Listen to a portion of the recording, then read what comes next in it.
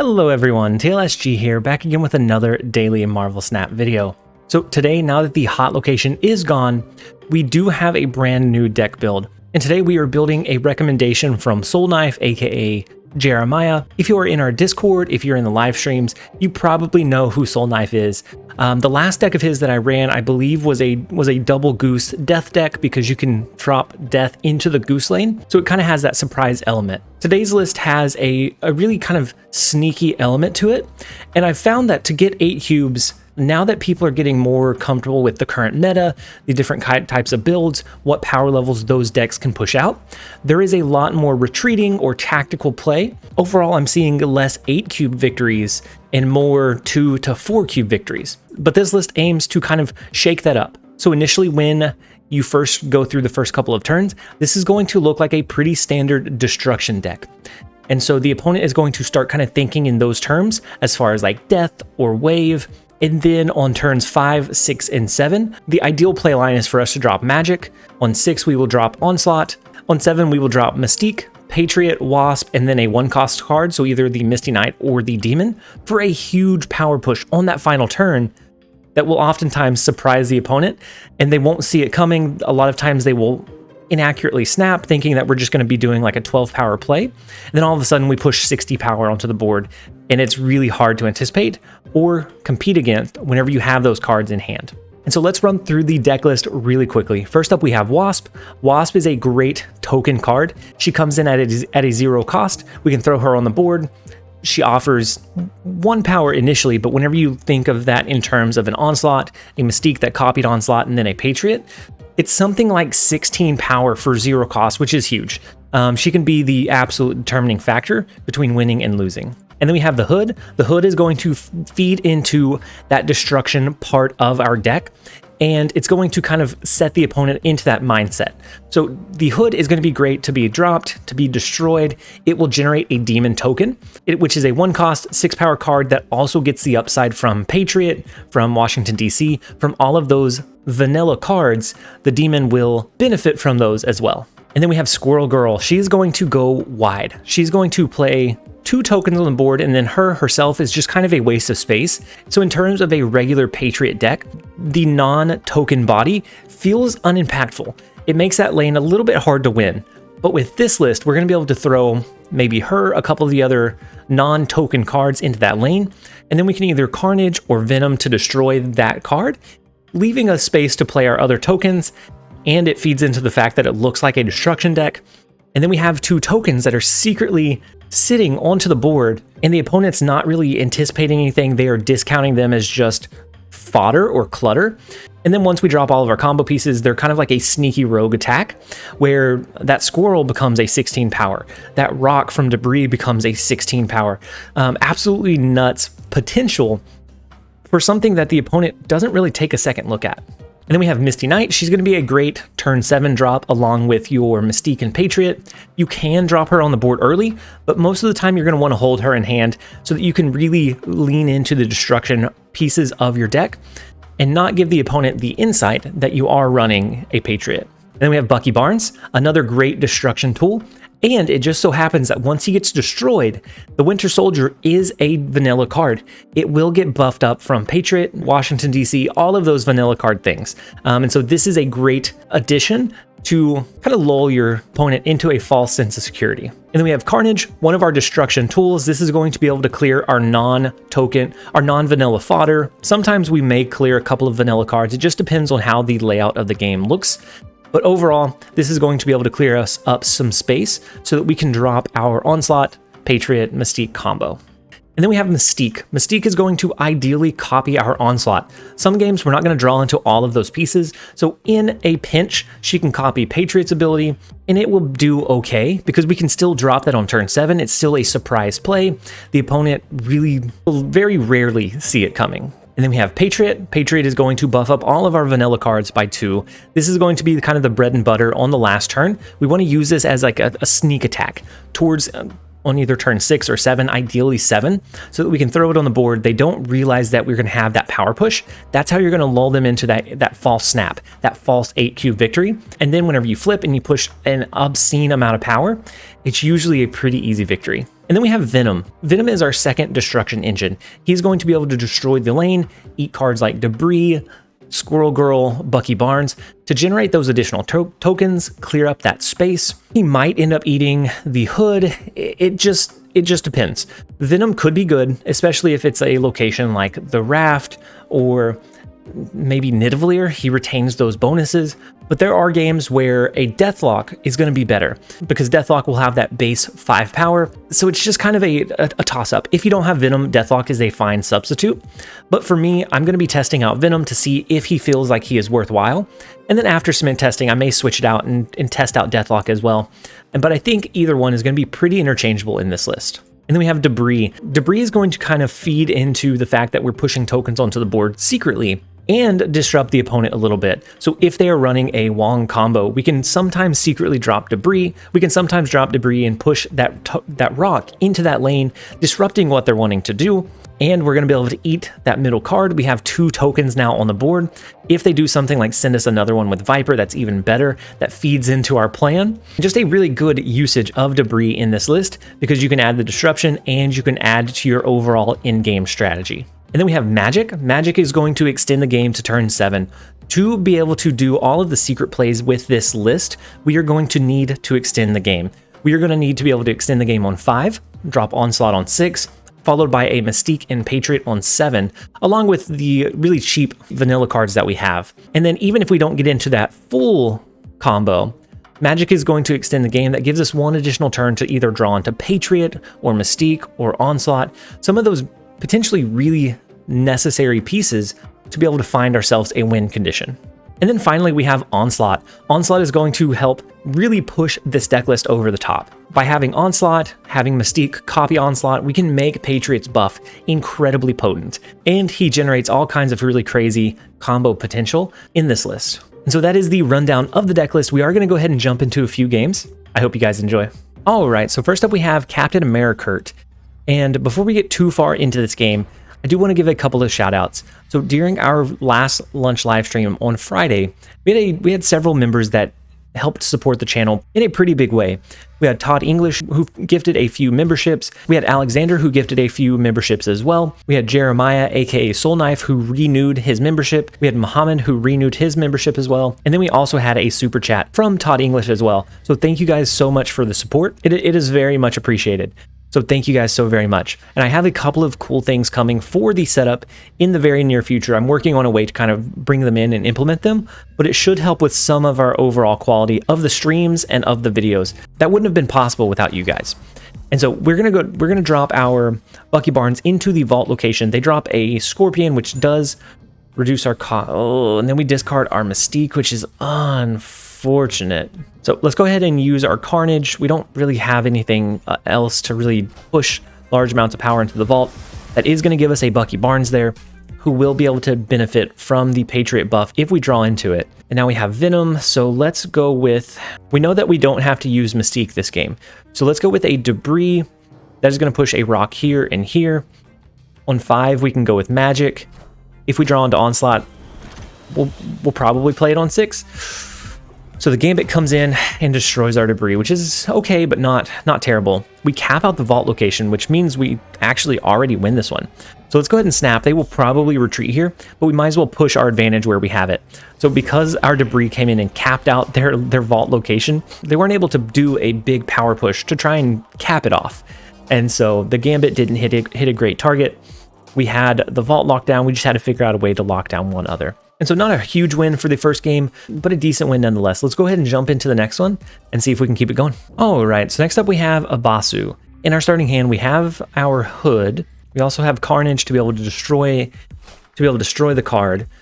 If we draw into like a Squirrel Girl or Debris, we're going to be able to stack that there as well.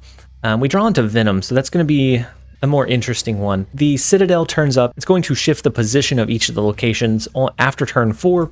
So we need to keep an eye out for that. But I think we go ahead and Carnage. I don't think we hold it back for too long.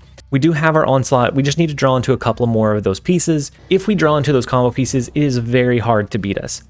If we don't, that's where we have to kind of get scrappy. We have to figure out where the best position or place to play our cards is. All right, so we play Carnage. They play Korg. Okay, and so they're going to add a rock into our deck list, which turns out to be a token. It's a 1-cost token. Not the best of plays, but not the worst of plays. Ooh, so cloning Vats is actually going to be pretty interesting here. So we're going to be able to do some pretty unique things. So the way that Venom works in the cloning Vat location is phenomenal. He retains the buffs or the power level of the cards that he absorbs before he gets sent back to our hand. So with this one, we're going to be able to drop a Demon and Venom next turn into the cloning Vats. It will send the Demon back into our hand. Our Venom will be something like 15 power, and we have that 15 power Venom in our hand to use on turn 5, turn 6. Maybe we drop it again to reabsorb the Venom, duplicate that power push.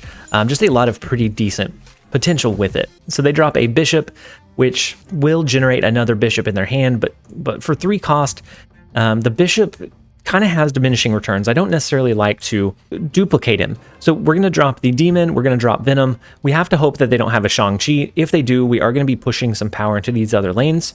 And so they have one main target, but we're going to have a huge, kind of easy to place 3-power resource that we can put onto the board really anywhere. And so now we have a 15 power Venom that comes back into our hand, which is absolutely nuts. Absolutely nuts. And then our cloning Vat location actually changes. And so now we have a 20 power Venom. Oh my gosh. We have a 20 power Venom. I mean, I don't see why not. That will get... We're going to go ahead and play the Demon, Misty Knight, and Venom again into the cloning Vats. Unless they have a way to counter this one, that is going to add a 22, 23 power Venom into our hand. We'll have a huge power here, a huge power here, and then we can push that resource onto the board pretty easily anywhere else that we want to. And so I don't know how they overcome this amount of power. They can have one Shang-Chi, but is that going to save them? Probably not. And so let's go ahead and go with the Venom play into the far left. If they extend the game with magic, I think that's fine because we have so much power on the board. It's going to be really hard to compete with. We're going to have 20, 23, and then something like 30 power in the far left lane, which from what I've found, as far as like testing and power levels go, as long as you can have an average power push of about 40 or more power, then if you can do that consistently, then the deck list is above average in power. And so now, of course, this one is high rolled because of the cloning Vats, but nonetheless, it is a massive amount of power that we push on the board. Even if we don't get this particular high roll, we have a couple of other ways to do the high roll as well. Not the Patriot path, but the Venom path was our path to victory. Let's go ahead and jump into the next one, see if we can get the Patriot high roll from the list. All right, so next up we have Malthez, and we do have our Magic, Onslaught, and Patriot. All we need at this point is to draw into Mystique, and then all of a sudden we have every single piece of our combo, and then the rest is just kind of sneaking it out onto the board. And so let's go ahead and start off with our Bucky Barnes into Mojo World. We don't have any of our destruction cards just yet, but I assume that we'll draw into one at some point. They play a Nova. Ooh, Sanctum Sanctorum's kind of tough. We're not going to be able to play any cards. Actually, we can with Squirrel Girl. Squirrel Girl, we can push a 1-powered Squirrel token, which they're going to kind of scoff at, but then by the end of the game, it becomes a 16-power presence, and it becomes much more formidable at that point. So I don't think we're going to play this turn. We want to kind of retain the secret illusion that this is a destruction deck. And so then they drop a Cosmo, which is kind of unfortunate. So we're going to have to change this location with our magic. That will leave Onslaught. We'll have to change this one with magic. That would leave Onslaught, Patriot, and Mystique to have to happen here because Mystique is not going to be able to copy the Onslaught here. So let's go ahead and I guess act like we forgot maybe. I don't know. We're going to play Carnage, then we're going to hit them up with the ARG reaction. I don't know that they'll buy it, probably not, but that is what we're going to go with. We're going to act like we didn't realize that this was going to not go off. Give it a second, and then we're torn. We are absolutely tossed right now. So let's go with the magic play that will change the Isle of Silence to allow us to do our Onslaught, our Patriot, who have those ongoing abilities. hopefully by the next 2 turns, we have a 50-50 shot at drawing into Mystique, which will allow us to do the full version of our combo. Maybe on the last turn, we can drop something like a Squirrel Girl to push power over here. We can do a Wasp to generate a token here. But as long as we can win 2 of the locations, we're absolutely fine. I don't know if that turns out to be Mojo World or not. It just depends on where they drop like a Destroyer, which is what it looks like. Ooh. If they drop a Professor X into Mojo World, which is what they are considering right here, I think. Oh my gosh, the Green Goblin is awful. Really, really disruptive, my friend. Really disruptive. Okay, so we can do an Onslaught. We can do a Patriot. This is awful. we can do Onslaught, we can do Patriot here. On the last turn, we can do a Debris. That is going to get rid of their Warpath bonus because they will have a rock token over here. We can do Wasp, which will end up being an 8 power card, I think. No, it's going to be a 5 power card. Eesh. We can win this one. We just have to hope that we have enough to win Mojo World as well. Doesn't look great. Hopefully they don't do the Professor. Ooh, they do the Destroyer. Eesh. We might be able to win Limbo and the Sanctum Sanctorum. So let's go with a Debris and a Misty Knight. That is going to give us the double buff on Misty Knight here. They typically don't have a great follow-up to the Destroyer play. They can drop some things like Armor, some things like Professor X, but typically it is not a huge amount of power. We are going to win. We are going to lose Mojo World. That's fine. We're going to win Sanctum Sanctorum. We're going to reduce the power of their Warpath. We just have to hope that we can win. We just have to hope that we can win Limbo after everything is said and done. It's our only shot. Our only shot. Okay, let's go ahead and drop that in. Here goes nothing. So the Hobgoblin cannot come across because we cap out the location. We win Limbo. We win Sanctum Sanctorum. No shot.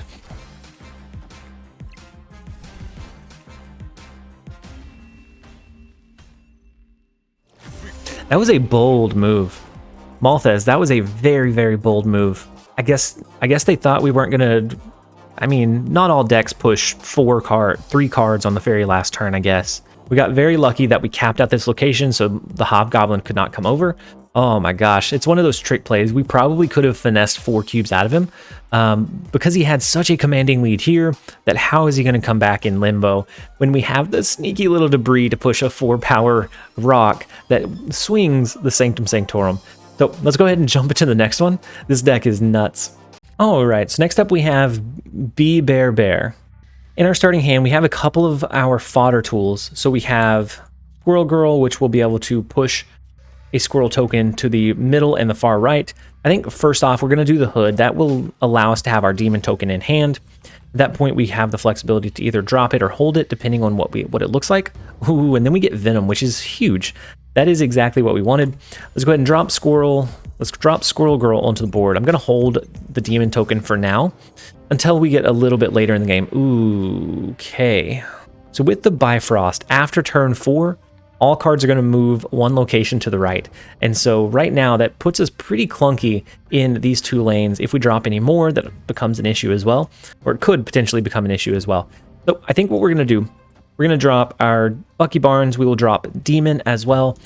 They won't anticipate a Patriot play off of just the Demon. And so then we're going to drop our Venom on turn 4 into the big house before they get shifted over. That will leave... actually, no. We want to be able to do the entire combo. We want to be able to do the entire Onslaught, Mystique, Patriot combo. And for that, we need 3 spaces. If we played the Bucky Barnes and then destroyed it with Venom next turn, that would only leave us 2 spaces in Titan and 2 spaces in the Bifrost. And we can't play that whole combo into the big house because of the locations effect. 4, 5, and 6 cost cards can't be played there. And so that would make it pretty difficult to push the power how we wanted to. So I just realized we used Venom and he's a big 0 power. A massive, massive Venom. Super scary. Everyone's scared of you. So I think we play Demon into the Bifrost. This Squirrel is going to push over 1 location. Eventually, we will probably change the Bifrost location with Magic. And so that's why I want to leave at least 1 space open there. Because otherwise, we would have to do it into Titan. And of course, that puts us back into the same position as with Bucky Barnes, where we need that additional space, but we're not able to play there. Ooh, and so we get Patriot. That is a good first step. We now have a 2 out of 4 chance of drawing into our entire combo piece. So they snap. I'm feeling pretty I'm feeling pretty confident. I wanted to say froggy, but then I backed out. I don't know why I backed out. But we're feeling pretty froggy. We're going to go ahead and leap with the snap here. We're going to change the Bifrost with magic. That gives them ample time to draw into an additional resource. They could counter us with something like a rogue, which would potentially steal our onslaught's ability, but I don't know. It is going to be what it is going to be. So we have the Carnage. We now have a 1 out of 3. We have a 33% chance here of drawing into exactly what we need. So next turn, if we don't, we have 3, 4, 5, 6, 7. So we can play this combo piece out. So I think what we do, I think we show our hand a little bit. We're going to drop Misty Knight. 33% chance is better than 0% chance. But statistically, we will miss it more often than we hit it. So we're going to go ahead and drop the Misty Knight so that we can drop these 3 cards. We'll be able to do a Bucky Barnes, a Carnage, which will leave a token in the big house location. And we'll have a decently sized Carnage as well. We'll be able to buff them with our Patriot. Will it be perfect? Probably not. Are we going to hope? Yes. Yes, we are going to hope. So they do have their Mystique, which copies their Sarah. Interesting that they went with the Sarah discount instead of something like...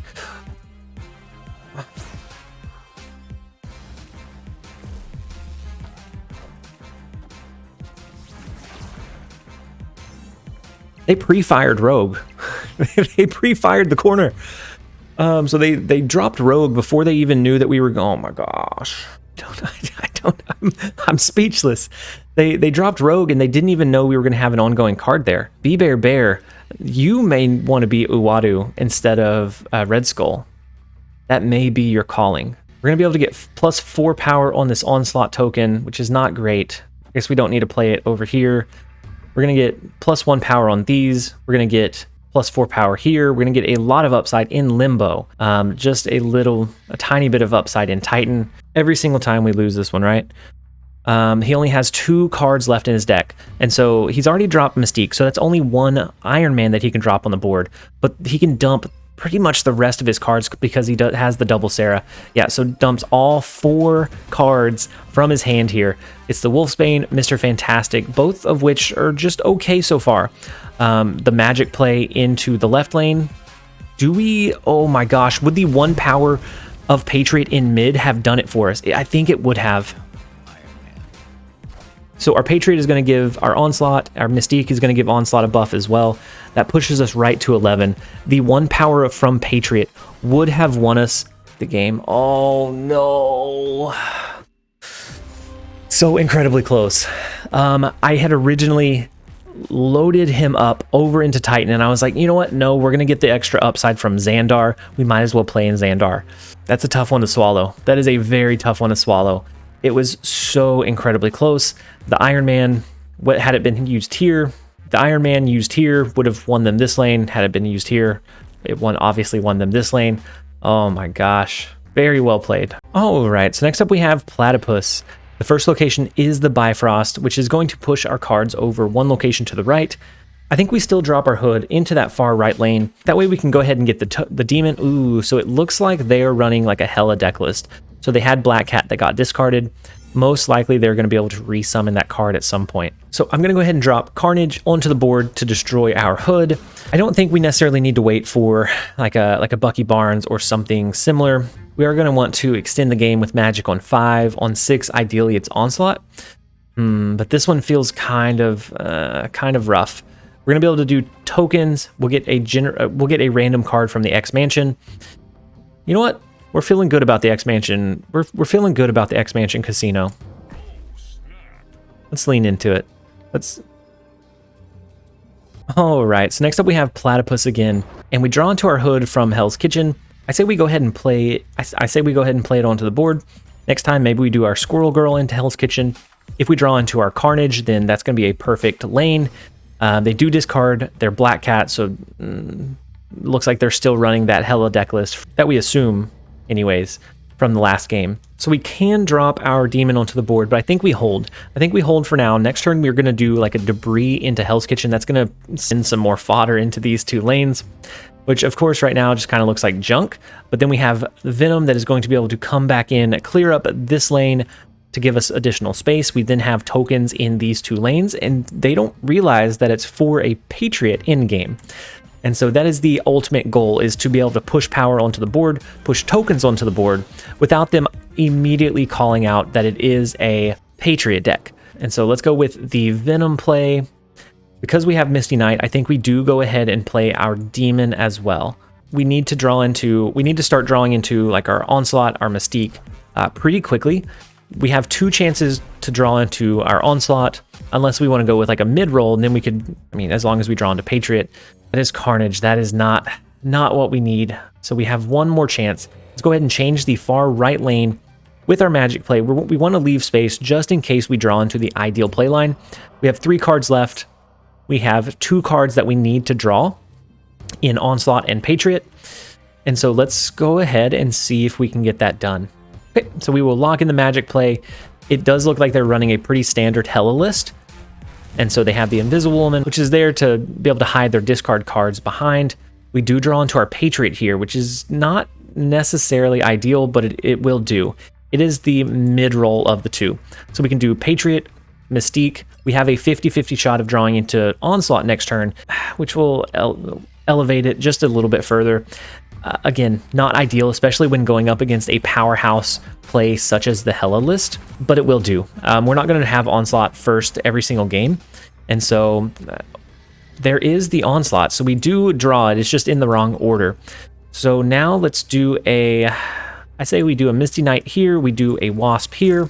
We're feeling pretty decent. Do we think that they have Hela? They only have 2 cards left. I think we just let it roll out for 2 power. We don't push it. We don't push our luck any. They didn't push their luck any. And I think that's because they don't know exactly how much power we're going to be able to push here.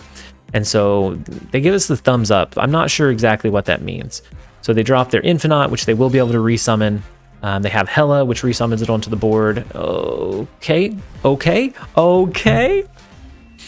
Because Infinite got pushed into the far left lane, any other location we would have lost. Had it been resummoned into Limbo, we would have lost. Into Fisk Tower, we absolutely would have lost. But they got the very unlucky RNG that it resummoned into the lane that we had already lost because of the Swordmaster and Hela. Let's go ahead and jump. I don't even have words for that one. Let's go ahead and jump into the next one. All right, so next up we have DOK, and we get 2 Quinjets from the Triskelion. Kind of weird. I didn't realize that could happen, but we're going to go ahead and throw 1 onto the board. Next turn, that makes this one free. We do have our Patriot and Mystique. If we can draw into our Onslaught, that is all that we need because we have Magic as well. And then at that point, we're just looking for pushing tokens onto the board, whether those are cheap tokens, whether they're like Bucky Barnes into a destruction tool. We just have quite a bit of flexibility after that point. So let's go ahead and drop our second Quinjet, which will allow us to drop Jane Foster next turn. That will pull Wasp out of our deck list, which is actually going to benefit us a little bit. So let's go ahead and do that. That will catch us back up to curve because we missed a draw from the Triskelion.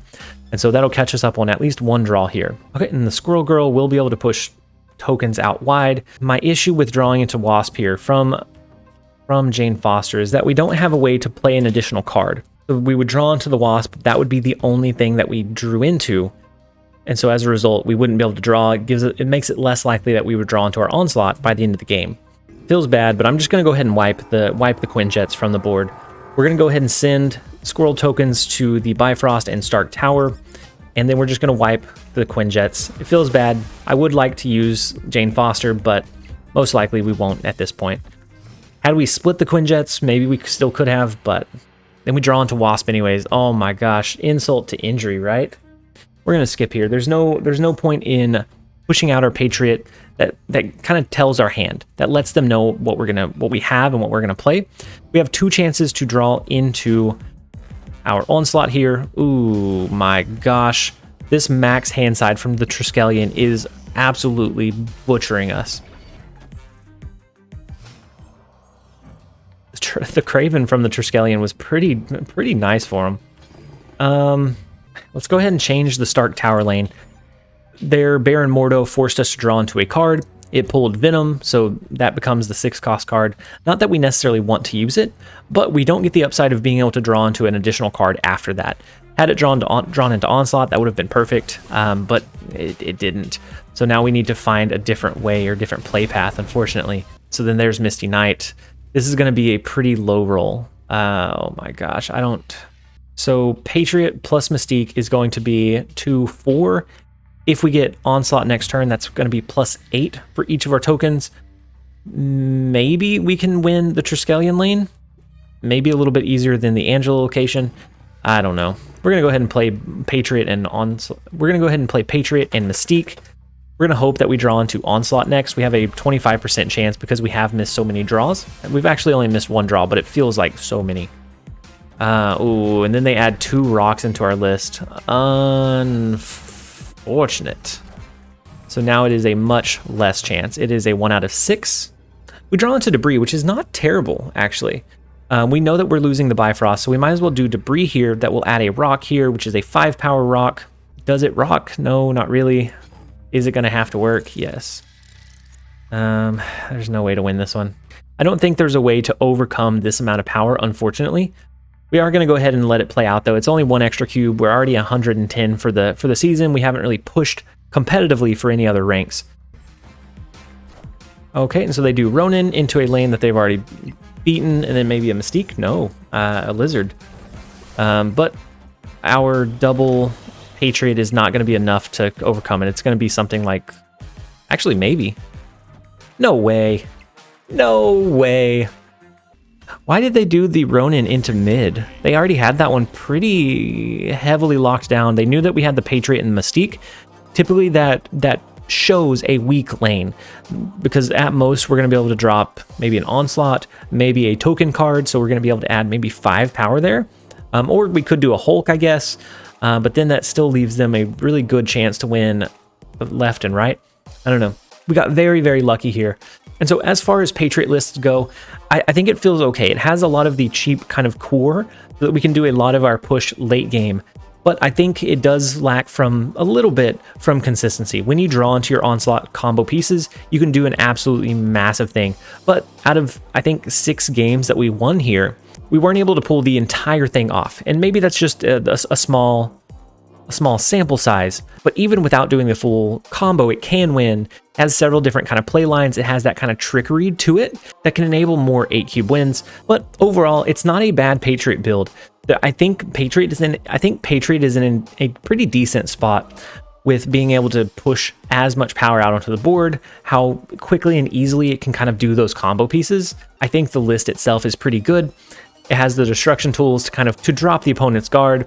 But anyways, I am going to go ahead and end the video after this one. It does feel bad that we weren't able to get an incredibly high roll game, but if you are looking for one of those, check out our lunch live stream. Maybe we are going to be able to hit it. We will be live about 4.5 hours after this video goes up. And so if you want to see a little bit more of this deck list, go ahead and jump in and join us there. If you have questions, absolutely shoot them to us. I love interacting with you guys, and it's the easiest from our live streams. But anyways, guys, I'm going to go ahead and end the video. I hope that you guys enjoyed it. As always, this has been TLSG. Later, guys.